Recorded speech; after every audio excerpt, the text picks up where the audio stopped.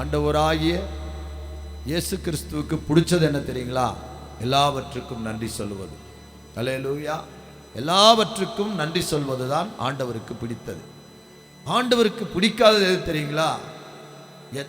எல்லாத்துக்கும் முறுமுறுக்கிறது ஆண்டவர் என்ன செய்யாதுங்க, பிடிக்காது. இஸ்ரவேல் ஜனங்களிடத்தில் இருந்தது அதுதான். எல்லாவற்றுக்கும் எப்பொழுதுமே எவ்வளோ நன்மைகளை பெற்றுக்கொண்டாலும் அவங்க என்ன செஞ்சாங்க?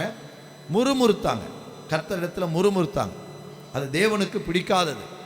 ஏன்னு கேட்டிங்கன்னா, நம்ம நினைக்கிறோம் முறுமுறுத்தா கர்த்தர் கொடுத்துருவார்னு நினைக்கிறோம். முறுமுறுத்தா கர்த்தர் என்ன செய்ய மாட்டாருங்க, கொடுக்க மாட்டார். என்ன செய்வார்? என்ன செய்வார்? பைபிள் இருந்து சொல்லுங்க. முறுமுறுத்தா கர்த்தர் கொடுக்கல, என்ன செஞ்சார்? அடித்தார். முறுமுறுத்த என்ன செஞ்சாருங்க? இஸ்ரவேல் ஜனங்களை அடித்தார். அவங்க முறுமுறுக்கும் போது அடித்தார்.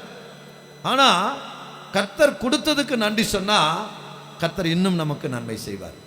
ஒரு அலையிலே சொல்லுங்களேன், ஆண்டவர் நமக்கு கொடுத்ததுக்கு நாம் என்ன செய்வோம்? நன்றி சொல்லுவோம்.